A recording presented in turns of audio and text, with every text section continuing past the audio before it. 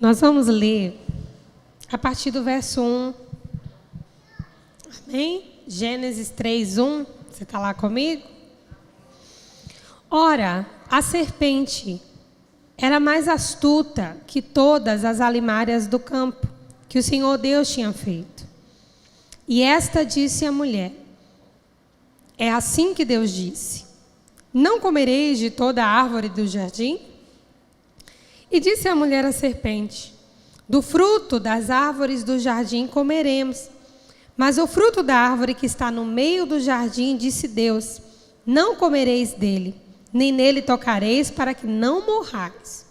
Então a serpente disse à mulher: certamente não morrereis, porque Deus sabe que no dia em que dele comerdes, se abrirão os vossos olhos e sereis como Deus, sabendo o bem e o mal. E viu a mulher que aquela árvore era boa para comer, agradável aos olhos, desejável para dar entendimento. Tomou do seu fruto, comeu e deu também ao seu marido, e ele comeu com ela. Então foram abertos os olhos de ambos, e conheceram que estavam nus, e coseram folhas de figueira, e fizeram para si aventais. Você pode dizer amém? Feche seus olhos, vamos orar. Paizinho, muito obrigada, Senhor, por esse tempo com irmãs tão preciosas, tuas filhas, Senhor. E nós estamos reunidas nessa noite, Paizinho, na tua mesa. Nós oramos para que o Senhor nos alimente, como o Senhor já tem feito, Pai. É a tua palavra que é lâmpada para os nossos pés, que é luz para o nosso caminho. Nós levantamos a tua palavra nessa noite, nós honramos a tua palavra nessa noite, porque a tua palavra é o nosso farol, a tua palavra levanta o abatido, a tua palavra direciona aquele que está perdido, a tua palavra renova o abatido de espírito. E nós oramos para que a tua palavra flua, Senhor, a partir da plataforma da tua vontade, e que o teu nome seja glorificado em nome de Jesus. Amém? Esse é um texto muito conhecido de todas nós. Deus havia criado um jardim, né?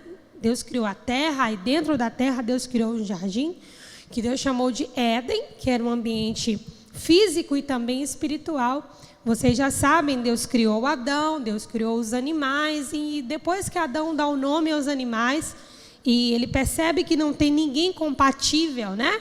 Tinha a cadela para o cachorro, a gata para o gato, a elefanta para o elefante, mas não tinha ninguém para ele. Então Deus cria Eva, não é? E as mesmas atribuições ali de governo, de dominar, de multiplicar, elas estavam equivalentes. As palavras de Deus são: dominem sobre isso, sobre aquilo, multipliquem-se, encham. Não é? Então, a fala de Deus ali era uma fala perfeita, onde homem e mulher trabalhariam juntos para a realização de um grande projeto do Senhor, que os beneficiaria em primeira instância. Não é? Porque está escrito, quando a gente pensa nos planos de Deus, a gente pensa que Deus precisa de alguma realização pessoal. Deus não precisa de mais nenhuma realização, querida. Todo o plano que Deus coloca dele nas nossas mãos é porque no decorrer desse projeto nós seremos realizados nele. Deus não precisa ser mais satisfeito.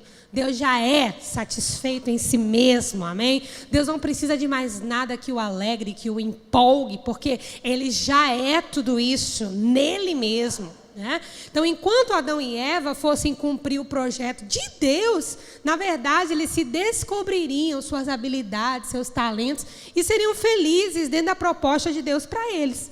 Por isso que está escrito lá em Jeremias 29:11, né?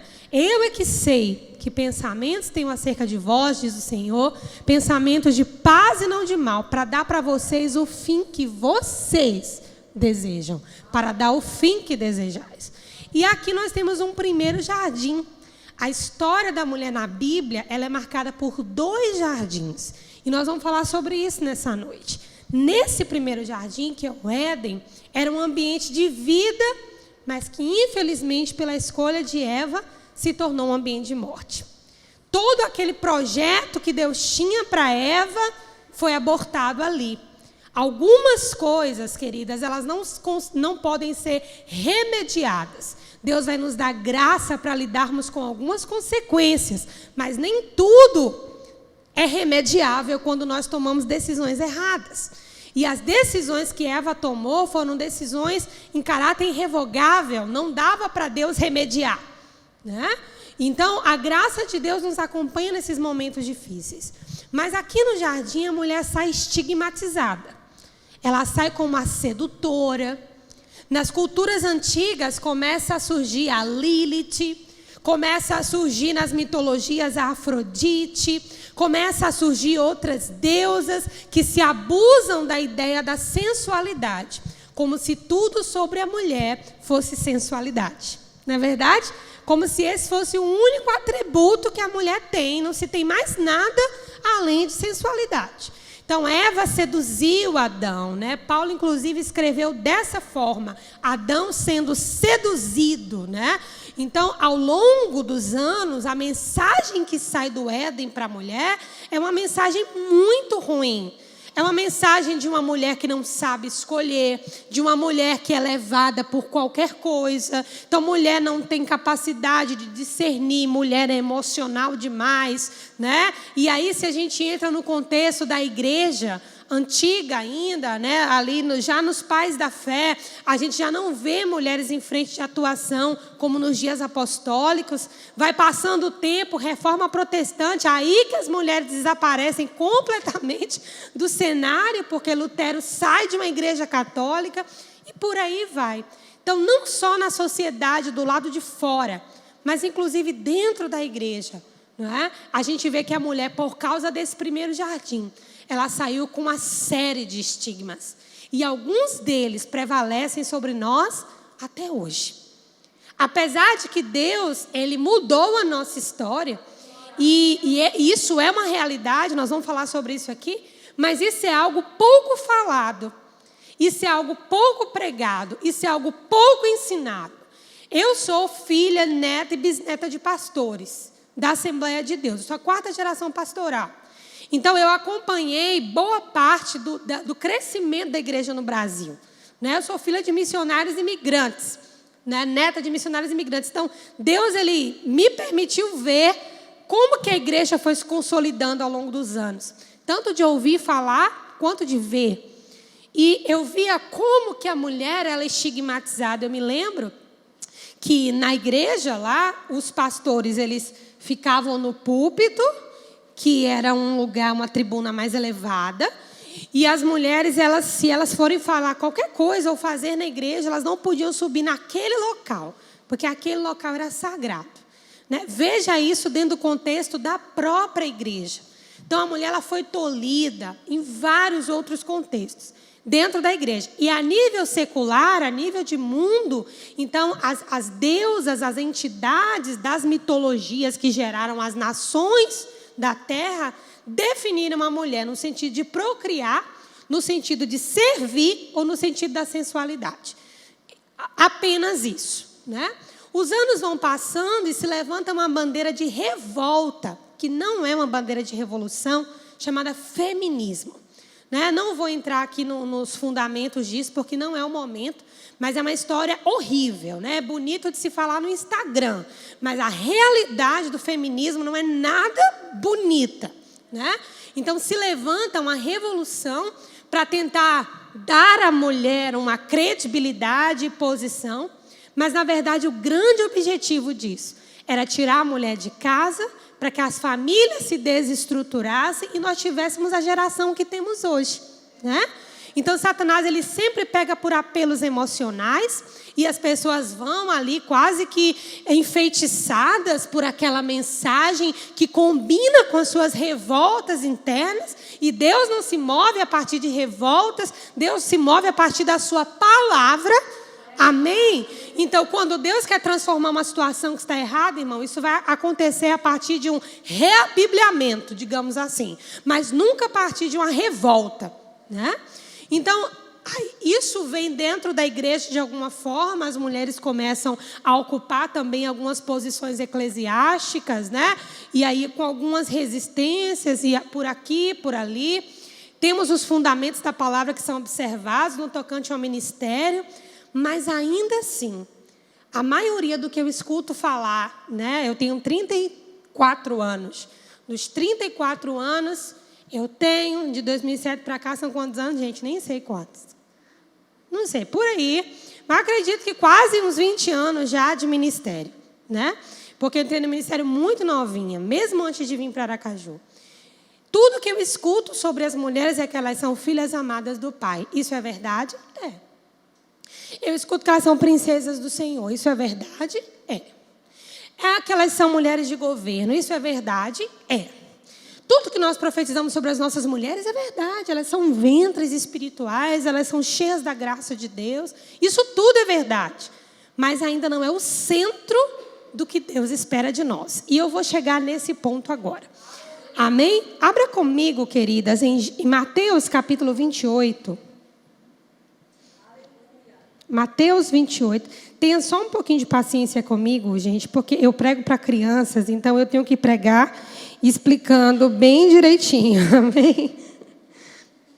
Lá na igreja eu ministro para as crianças, então é tudo bem mastigadinho. Amém? Mateus 28, verso 1. E no fim do sábado, quando já despontava o primeiro dia da semana, Maria Madalena e a outra Maria foram ver o sepulcro. E eis que houvera um grande terremoto, porque um anjo do Senhor desceu do céu, chegou removendo a pedra da porta e sentou-se sobre ela. E o seu aspecto era como um relâmpago, e as suas vestes brancas como a neve. E os guardas, com medo dele, ficaram muito assombrados e como mortos. Mas o anjo respondendo disse às mulheres. A quem o anjo respondeu? Aos guardas que estavam como mortos? A quem o anjo respondeu? Às mulheres. Não tenhais medo, pois eu sei que buscais a Jesus, que foi crucificado. Ele não está aqui, porque já ressuscitou como havia dito. Vinde e vejam o lugar onde ele estava. E depois, imediatamente, e dizei aos discípulos que já ressuscitou dentre os mortos. E eis que ele vai adiante de vós para a Galiléia. Ali o vereis, eis que vos tenho dito. E saindo elas pressurosamente do sepulcro, com temor e grande alegria, correram a anunciar aos discípulos. E indo elas dar as boas novas aos discípulos, eis que Jesus saiu ao encontro dizendo: eu vos saúdo.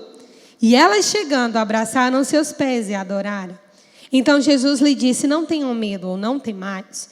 Ide dizer aos meus irmãos que vão a Galiléia, e lá me verão.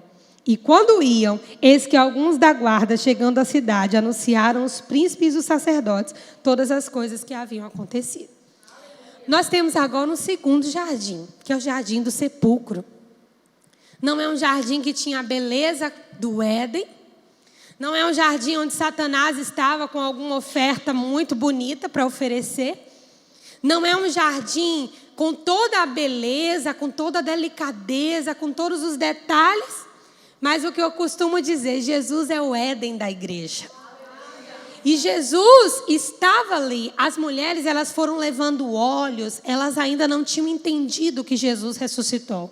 O objetivo delas era poder cuidar dele, do corpo físico dele de alguma forma. Elas não foram esperando a ressurreição. No entanto, queridas, elas se depararam com a maior mensagem. E é essa mensagem que eu e você carregamos. Toda mulher de Deus, toda mulher carrega uma mensagem. E nós nascemos para carregar essa mensagem. Uma mensagem de ressurreição. Amém? Não apenas a ressurreição do Messias, do Filho de Deus, mas a ressurreição na nossa própria vida, na nossa própria história, em tudo aquilo que leva o nosso nome, em tudo aquilo que conta com a nossa influência. Nós temos as mulheres que não conhecem Jesus, que ainda são levadas pela sensualidade e por aqueles estigmas que eu já falei. Mas nós temos as mulheres de Deus, amém? As mulheres que tiveram um encontro com Jesus, e essas mulheres podem dizer: Jesus ressuscitou, eu tenho uma palavra de ressurreição, porque Ele ressuscitou a minha vida, Ele ressuscitou meu casamento, Ele ressuscitou a minha intimidade com os meus filhos, Ele ressuscitou o meu trabalho, Ele ressuscitou o meu ministério.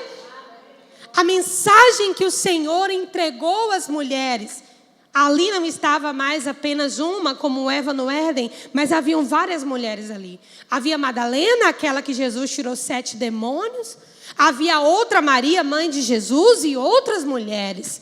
Por que haviam tantas mulheres ali? Nós estávamos representadas ali.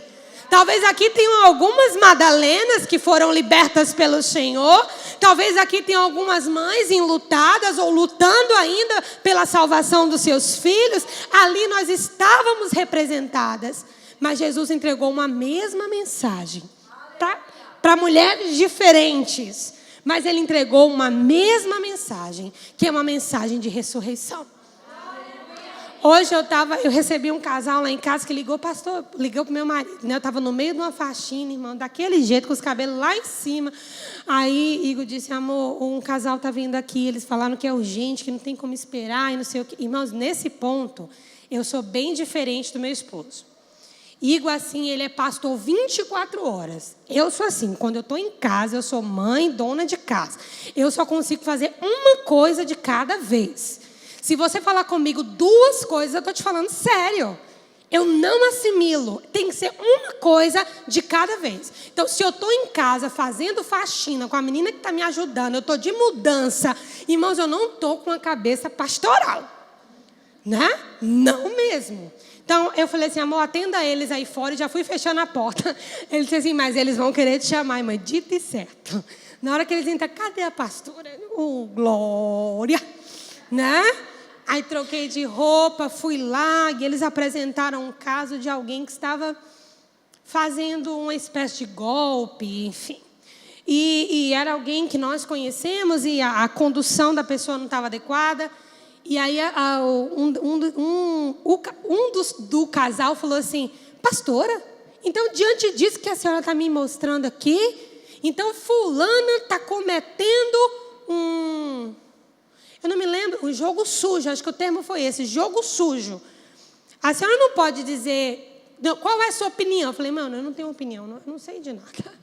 Mas, pastora, isso é um jogo sujo, a senhora não pode ser inocente. Eu falei: mas eu continuo não sabendo de nada. Por quê? Porque a nossa palavra tem que ser uma palavra de ressurreição.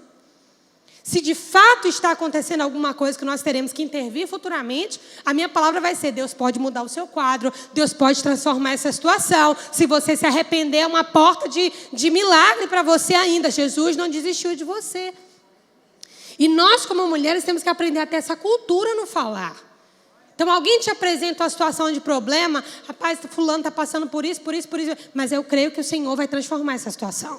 Ah, mas fulano, pastora, está assim, assado. Amado, isso não é da nossa conta. O que a gente tem que fazer é liberar uma palavra de vida. Amém? Você precisa ter vida na sua boca. E muitas vezes, áreas da nossa vida não foram visitadas pela vida de Deus. Não é porque ela está em falta. Talvez ela esteja em falta nos nossos lábios. Amém? Na sua palavra ela está constante. Mas falta nos nossos lábios. Precisa haver uma palavra de vida. Eu tenho 3 filhas pequenas, gente. São 3, escadinha assim. E até hoje eu boto os 3 para dormir individualmente. Mas é um projeto botar as crianças para dormir. E ontem eu chamei os 3 antes de dormir. Muita contendazinha, muita brigazinha. É coisa comum de criança. Mas começou a me incomodar de um jeito diferente. A fala das meninas, a tonalidade da voz. Eu na cozinha, aquilo começou a me incomodar. Chamei os 3, expliquei sobre espíritos de confusão, expliquei que nós precisamos, tudo aqui, viu? Expliquei que os nossos lábios são do Senhor, que a gente não pode dar brecha com os nossos lábios, que Deus nos chamou para a unidade.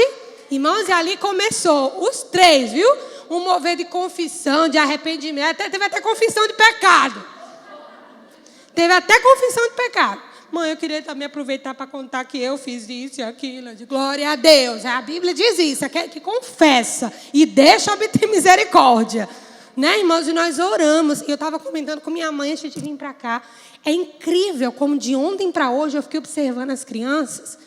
E eu percebi um outro ambiente.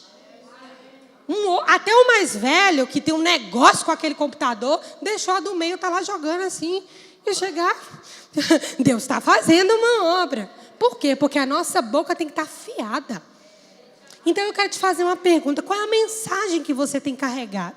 A mensagem do primeiro jardim, de uma mulher frágil, seduzida facilmente, que seduz, que mente, que omite, que leva a família por um caminho de perdição?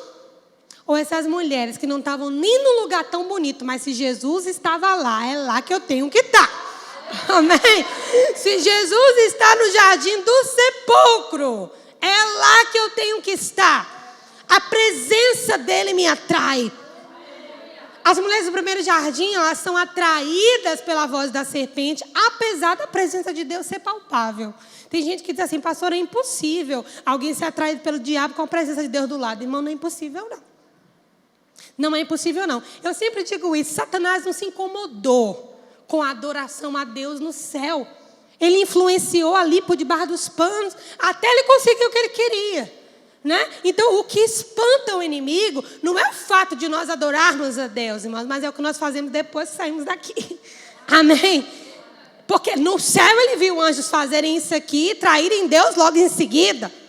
Então, o que realmente põe o olhar do inimigo mais atento, você se torna uma ameaça, é quando a sua vida passa a ser uma vida de louvor.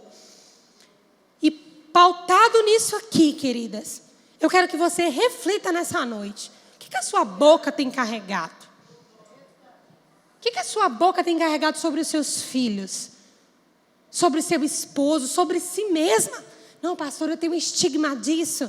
Eu fui abusada, eu fui molestada, eu fui traída, eu sofri um adultério, eu sofri uma traição, me roubaram do meu trabalho, passaram na frente de mim, roubaram minha promoção. E aí você assume isso como uma identidade. Deixa eu te falar, fatos não são sua identidade. Fatos são só fatos. Eles podem ter comprometido áreas da sua vida, sem sombra de dúvidas. Inclusive, apesar a depender da idade que esses fatos aconteceram, você pode estar sofrendo algumas consequências hoje, até a nível psicológico, sem perceber. Não é? Mas nada que um coração aberto, colocado para fora, né? Uma alma exposta, transparente, o Espírito Santo não possa começar a trabalhar, a lavar, a lapidar. Amém, queridas? Não é assim. Então eu quero convidar você nessa noite a colocar uma palavra de vida nessa sua boca. Colocar uma palavra de vida. Quando alguém vem te dar qualquer tipo de notícia, não permita que ninguém saia de perto de você sem receber da vida de Deus. Não permita que alguém sente do seu lado e não escute pelo menos um Deus te abençoe. Não permita, porque Deus conta com você para levar uma mensagem de ressurreição. Amém, queridas? Uma mensagem de ressurreição. E mensagem a gente não dá apenas falando. A gente dá uma mensagem vivendo. Quando Jesus manda a gente servir os nossos inimigos, Ele está mandando a gente pregar para os nossos inimigos com as nossas palavras ou com a nossa vida. Amém? Quando Ele manda você dar outra face, Ele está mandando você dar um sermão de arrependimento, ou Ele está mandando você mostrar com a sua própria vida o que aconteceu em você. Então nós precisamos carregar essa vida. Às vezes, eu sempre digo isso lá na igreja, nós somos como vocês. Nós cremos em cura, nós cremos em poder, em maravilhas, em sinais, em prodígios. Eu creio em tudo isso, irmãos. Pode ter certeza que eu creio. Mas um dos motivos pelos quais isso não acontece em grande frequência nas nossas igrejas, eu não acredito que o problema seja a fé. Eu acredito que o problema é a boca que libera a fé. Que não libera só a fé, mas libera uma série de outras coisas. Salmo 78, Deus está corrigindo Israel e o salmista descreve Israel como um arco defeituoso. O que é um arco defeituoso? Por melhor que fosse o guerreiro, irmão, o arco está torto. Por melhor que fosse a flecha, que é a palavra de Deus, a flecha não vai no lugar certo, porque o arco está defeituoso. Deus estava definindo Israel dessa forma, como um arco defeituoso, ou seja, alguém que foi levantado para lançar flechas certeiras, alguém que foi levantado para ser objetivo nos seus resultados, mas ele tinha sua funcionalidade comprometida, porque o arco era defeituoso. Então, hoje, eu acredito que muitas das coisas que nós cremos, e cremos de todo o nosso coração, e não acontecem, tem a ver com a contaminação da nossa boca. Quando nós concordamos com uma fofoca, quando nós concordamos em desfazer de alguém, quando nós concordamos em falar de alguém ou consentir, pastor, eu não falei nada, eu fiquei muda. Você errou também. Porque você tem que dizer, isso não me pertence. Isso não me pertence. Eu não quero isso sobre a minha vida. Amém, queridas? E assim, eu percebo que quando a gente começa a criar essa cultura nos nossos lábios de vida, as coisas ao nosso redor começam a florescer. O apóstolo Paulo escrevendo aos Coríntios, ensinando a igreja questões doutrinárias. Mas ele disse assim, olha, apesar dos dons serem muito bons, parafraseando, ele disse assim, eu queria que vocês profetizassem muito mais. Muito mais. Paulo diz, eu queria que vocês profetizassem muito mais, até do que vocês falam em outras línguas. A pessoa, pastora, mas só profetiza profeta. Isso não é uma verdade. Profeta é um ofício ministerial nos 5 dons, que não tem nada a ver com a profecia em si. Esse profetizar que Paulo está falando é você ter na sua boca uma palavra profética. É alguém chegar perto de você, pastor, eu estou desempregado, mas Deus vai abrir uma porta para você. Imagina alguém chegar aqui na igreja doente, eu creio que o Senhor está mandando essa cura, eu já te vejo curada, eu já te vejo de pé. Aí alguém que entra aqui triste, a alegria do Senhor é a sua força. Alguém que entra aqui lutado, você declara, você vai receber um óleo de alegria ao invés de espírito angustiado. Isso é uma cultura profética. Uma igreja que flui nessa dimensão, ela provoca uma atmosfera favorável para o agir de Deus. Vida na boca. Vida na boca. Então hoje eu estou te convidando para você colocar vida nos seus lábios. Para você criar com a sua boca uma cultura profética. Amém. Para você criar com a sua boca uma palavra de vida. Você não é um arco defeituoso. Amém. Você é uma flecha que vai chegar ao alvo. Amém, querida. E se há algo no seu coração que te condena, como a Bíblia diz, né? Se o nosso coração não te condena, Deus não nos condena. Mas às vezes a condenação que Paulo se refere aqui, João na verdade, é a consciência. E foi Deus quem criou a consciência. Amém? A consciência é uma das vozes de Deus na alma do homem. Às vezes a consciência fala o que às vezes a gente não entende quando o pastor ensina, ou quando nós abrimos a palavra, mas a consciência é um instrumento nas mãos de Deus, sim. Tanto que a Bíblia fala que aqueles que permanecem na prática do pecado têm as suas consciências cauterizadas. Amém? Então, querida, eu não sei qual é a sua condição, o que você está vivenciando, qual que é o seu problema, qual que é a sua dificuldade, mas a mensagem que o seu Senhor, o seu Redentor, deixou para você é uma mensagem de ressurreição. É um manto de vida. Não mais um manto de morte, de pecado, de sensualidade, de sedução. Esse é o manto que o mundo tenta impor a todo custo. Mas o manto que está sobre as mulheres não é esse. É um manto de ressurreição. É um manto de vida. Quando eu estou pregando para mulheres, eu sempre falo sobre isso. Davi se encantou com Batseba, a mulher de Urias. Mas, queridos, experimenta ler a história de Abigail. Davi não viu nada de Abigail. Mas o que Davi viu em Abigail, em desmontar aquela guerra, em se curvar diante dele, em evitar que Davi pecasse. Davi foi atraído por Batseba pela concupiscência da sua própria carne. Mas o que atraiu Davi a Abigail foi que ele viu em Abigail uma mulher de governo. uma mulher de sensatez, uma beleza diferente, que transcendia aquilo que era natural. Amém? E essa é a mesma geração, é um paralelo. Davi, na Bíblia, ele tem uma tipificação.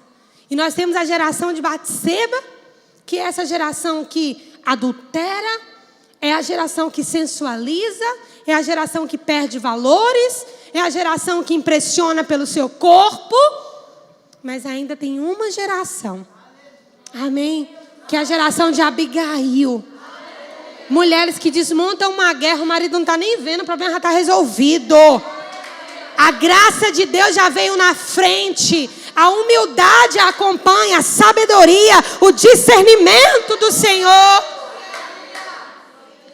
Se você quiser ser uma mulher afiada no discernimento, afiada na palavra, isso é possível. Isso não é para quem prega, não. Porque agora, apesar de eu estar pregando, o que eu estou falando para vocês é aquilo que eu creio e aquilo que eu vivo. Isso aqui não é sobre um dom diferente. Não, isso é o que está disponível para você. Amém? Está escrito lá no Salmo: estejam na sua boca, nos seus lábios, os altos louvores de Deus, e na sua boca uma espada. Ou seja, queridos, é altos louvores na boca, perdão, e uma espada nas mãos. Porque a adoração, essa vida que cheira a vida de Deus, que libera a vida de Deus, gente, isso é glorioso demais. As pessoas não vão saber definir, mas elas vão dizer: tem alguma coisa diferente que acompanha o fulano. Fulano caminha numa humildade, numa graça, ela reflete Jesus. Não é alguém prepotente, arrogante, dissimulado, mas é alguém humilde. Foi isso que Jesus ensinou. Tem gente que diz assim: pastor, eu estou com a alma sobrecarregada, eu estou com a alma cansada, eu estou cheia de problemas. Eu vou te responder o que Jesus responderia para você: vinde a mim, vocês que estão cansados e sobrecarregados, e eu vou aliviar vocês. Tomai sobre vocês o meu jugo que é suave e o meu fardo é leve. Mas não para aí não. Ele disse: agora aprendam de mim também, que sou manso e humilde de coração. Não é só aliviar os fardos, é aprender dele. Aprendam de mim. As pessoas ficam só com a parte do que ele vai me aliviar, mas esquece do resto do versículo. Aprendam de mim, que sou manso e humilde de coração. E aí vocês acharão descanso para as vossas almas. O descanso que muitas de nós precisamos não está apenas no Senhor como nosso colo. Vou aproveitar para desabafar, já que eu estou entre irmãs. Eu odeio esse tipo de adoração romantizada, que faz Jesus do meu marido. Irmãos, eu não dou conta desse. Eu não funciono assim. Né? Eu estava até compartilhando lá na igreja, que o louvor não é doido de tocar esse tipo de música lá. A música que fala que eu já estou pronta e só falta abrir a porta e vem aqui. Eu digo: valeu-me Jesus Cristo, o que é isso? Eu não gosto desse tipo de música, né? E assim, eu não gosto desse negócio de trazer Jesus para minha estrutura de meu parceirinho, entendeu? De meu coleguinha, de coisa nesse nível assim. Eu não gosto disso, sabe por quê? Porque quando chega a hora de você ter uma definição sobre o tamanho do que ele é, você reduziu ele ao namoradinho, ao seu noivinho, ao seu coisinho, ao seu... Gente, isso não existe. Amém? Jesus não é essa coisinha. Ele é alguém que você tem que aprender humildade e mansidão para você achar descanso para a sua alma. E eu vou ser mais clara: o descanso que muita gente precisa aqui nessa noite talvez esteja naquilo que não aprendeu ainda, a ser manso e humilde. E não é nem do lado de fora, né? A Bíblia diz manso e humilde de coração. Aí vocês vão achar descanso para as almas de vocês. Uma alma aflita demais e angustiada demais pode estar precisando de uma dose de humildade, de mansidão. Amém? Você tem uma mensagem de vida, minha irmã. Você tem uma mensagem de ressurreição. Amém? Eu vi Deus ressuscitar o meu casamento. Eu vi Deus me ressuscitar quando eu perdi a minha irmã e o meu primo no acidente de carro juntos. Eu vi Deus fazer coisas improváveis na minha vida. Com nossos pastores no Rio de Janeiro. E nós lidando aqui sozinhos na luta da pandemia. E tantas outras coisas. Recentemente nós comemoramos 5 anos da nossa igreja. E eu fico lembrando, eu até brinquei com meu pastor, eu falei, pastor, eu não sei nem como é que o senhor me consagrou, porque eu não me consagraria. Há 5 anos atrás, eu hoje não sei se eu me consagraria ainda, quanto mais 5 anos atrás. Né? Ele fala, minha filha, não diga isso não. Né? Porque Deus tem um tempo e um propósito para todas as coisas. Mas eu aprendi, ao longo desses anos, que Deus realmente me confiou o ministério pastoral, que eu fico brincando que eu tenho os meus longos 5 anos, pastora. Que eu tenho os meus longos 5 anos. Meus pastores têm 40 anos de ministério, gente. Até o ano passado eu tinha nem 10%, eu tinha 4 anos, irmãos, de ministério.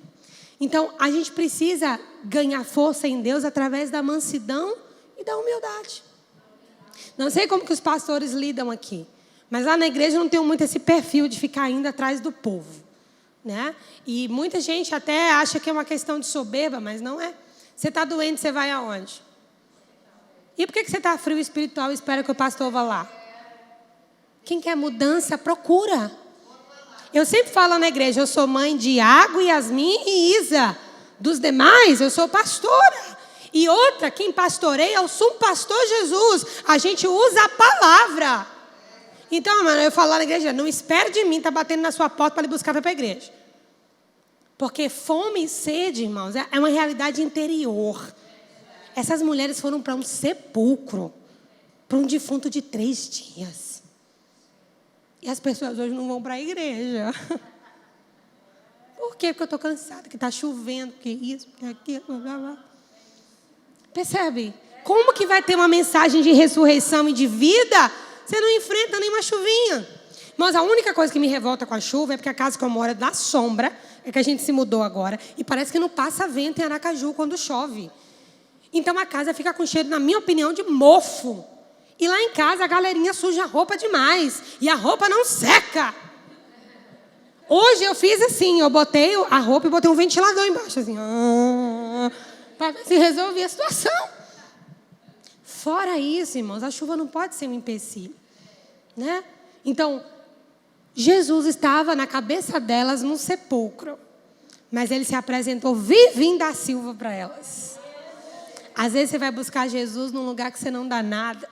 Ou num chá de mulheres simples como hoje. Ou num convite simples de alguém que com carinho só te chamou. E aí Jesus se aparece para você através da palavra. E diz assim, eu tenho uma nova mensagem para você. Diferente da mensagem que você tem carregado até hoje. Dos estigmas que você tem carregado até hoje. Eu tenho uma nova mensagem para você. E essa é uma mensagem de vida. Tem um corinho bem antigo lá na igreja que eu gosto de cantar sempre. Mas ele diz assim, só o corinho dele. O véu que separava já não separa mais. A luz que outrora apagava, agora brilha e cada dia brilha mais. Só pra te adorar e fazer teu nome grande.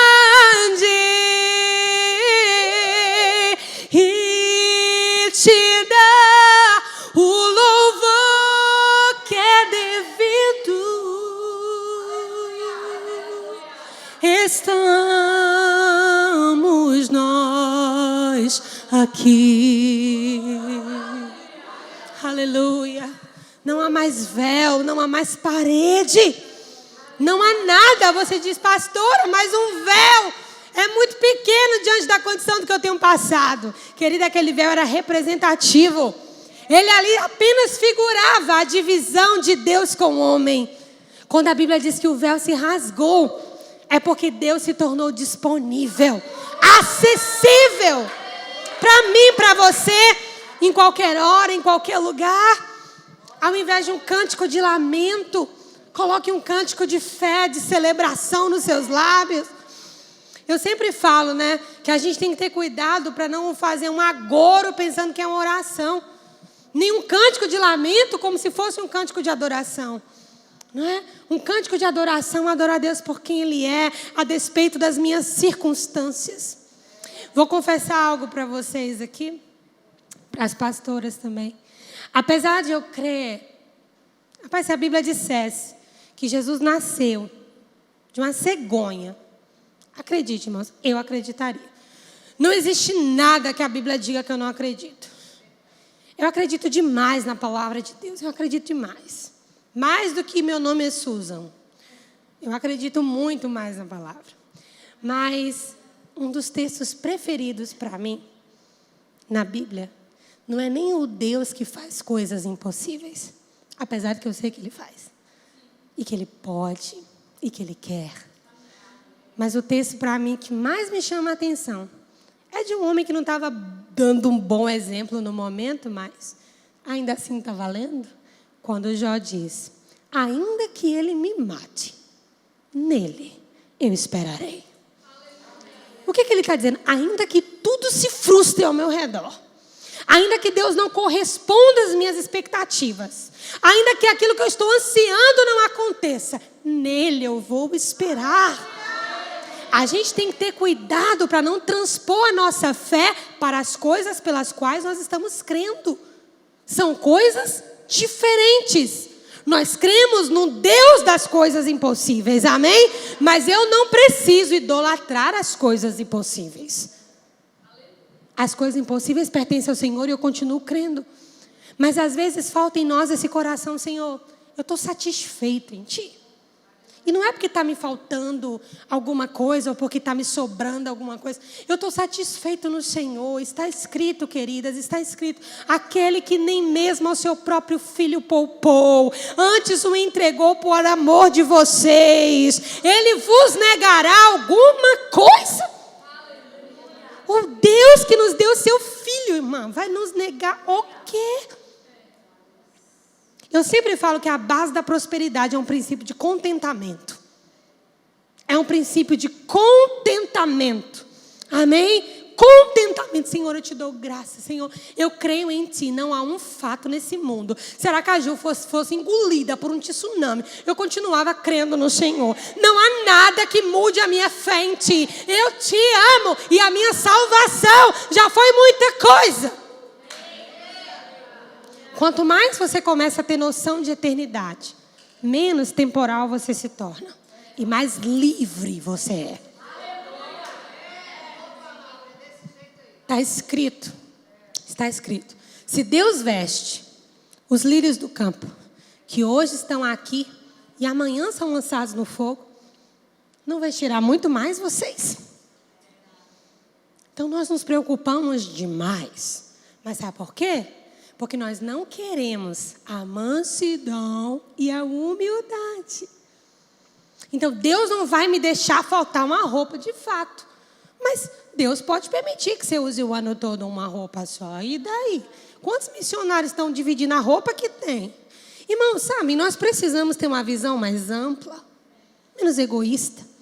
A igreja ocidental tem que aprender muito. Nós queremos o milagre da igreja perseguida. Nós queremos o fogo da igreja perseguida. Nós queremos os dons. Nós queremos o poder. Irmãos, mas nós não abrimos mão de coisas tão pequenas. Quando eles se davam para os leões. É outro nível, irmão. Outro nível, amém? Não estou desestimulando sua fé. Só não estou te iludindo. Amém? Porque o evangelho é verdade. E conhecereis a verdade. E a verdade vos libertará. E voltando à mensagem para nós encerrarmos. Você vai sair daqui nessa noite com qual decisão? Sobre si mesma. Eu vou ressuscitar o quê quando eu sair daqui? É isso que tem que estar na sua cabeça. Eu vou ressuscitar meu ministério, eu vou ressuscitar meu casamento, eu vou ressuscitar minha relação com minha mãe, com aquela tia, com aquele parente, com meu filho. Eu vou ressuscitar o meu trabalho, eu vou voltar a estudar, eu vou voltar a colocar um currículo, eu vou voltar para a faculdade, eu vou para aquele cursinho, eu vou tentar aquele concurso, eu vou ressuscitar. Porque a mensagem da ressurreição está sobre mim, está sobre você. Amém, minha querida? Queria que você fechasse seus olhos no seu lugar.